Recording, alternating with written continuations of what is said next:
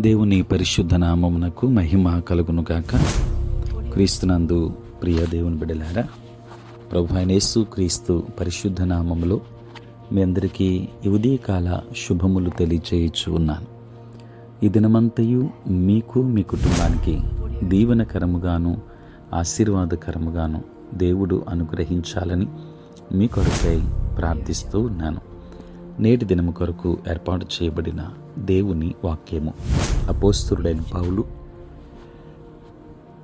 కొలస్సీలకు రాసిన పత్రిక 1వ అధ్యాయము మొదటి 3 వచనాలు.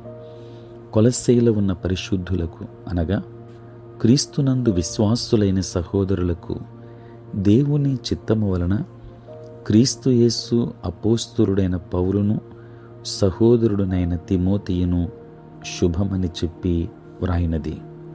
ప్రియులారా, నేటి దినము కొరకు ఏర్పాటు చేయబడిన ధ్యానాంశము దైవ చిత్తాన్ని ఎరిగి ఉండుట.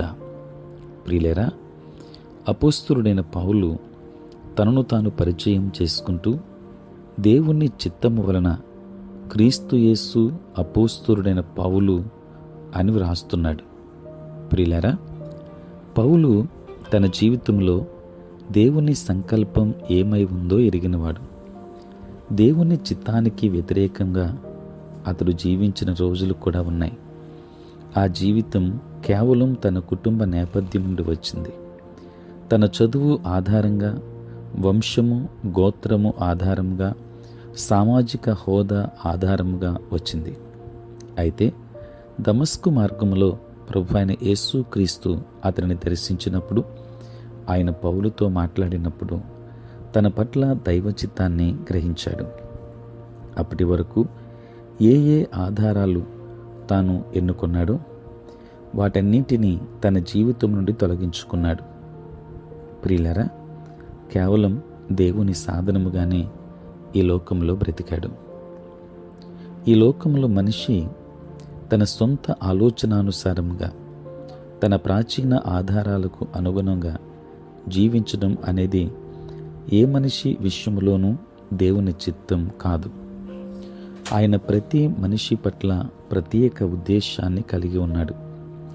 కేవలం దేవుని చిత్తానుసారముగా జీవించగలిగితేనే మనిషి జీవితం సార్థకమవుతుంది. లేకపోతే గాలికి ఎగిరే గడ్డి వలె ఇటు అటు కొట్టబడి అశాంతిమయం అవుతుంది.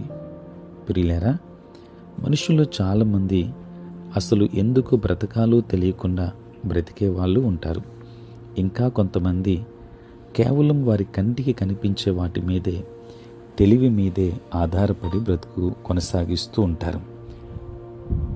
దేవుణ్ణి కనుగొన్నవారు వారి జీవితంలో దేవుని చిత్తాన్ని కనుగొని ఆ ప్రకారంగా జీవిస్తారు.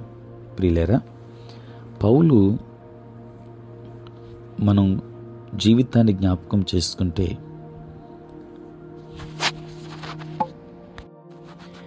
దేవుని సంకల్పము చొప్పున పిలువబడిన వారికి సమస్తమును సమకూడి మేలు కలుగుటకే జరుగుచున్నవి అని దైవ చిత్తాన్ని ఎంతో స్థిరముగా వివరించాడు. పౌలు దైవ చిత్తాన్ని తన జీవితంలో ఆయన అనుభవించాడు. దేవుని బిడ్డలారా, మనము కూడా దేవుడు ఎందుకు మనకు జీవితాలు ప్రసాదించాడో తెలుసుకున్న వారమై ఆయన చిత్తానుసారముగా జీవించడానికి ఆతృతతో దేవునిపై ఆధారపడదాం. దేవుని చిత్తాన్ని ఎరిగిన వారమై ఉందాం. ఆయన చిత్తానుకూలముగా, ఆయన చిత్తాన్ని జరిగించే వారముగా జీవిందాం. దేవుడు మిమ్మును మీ కుటుంబాన్ని దీవించునుగాక. ఆమేన్. ప్రార్థన. పరిశుద్ధుడైన తండ్రి, ప్రేమ కలిగిన మా ప్రభువు, మీ పరిశుద్ధ నామమునకై వందనాలు, స్తోత్రాలు చెల్లిస్తున్నాము నాయన.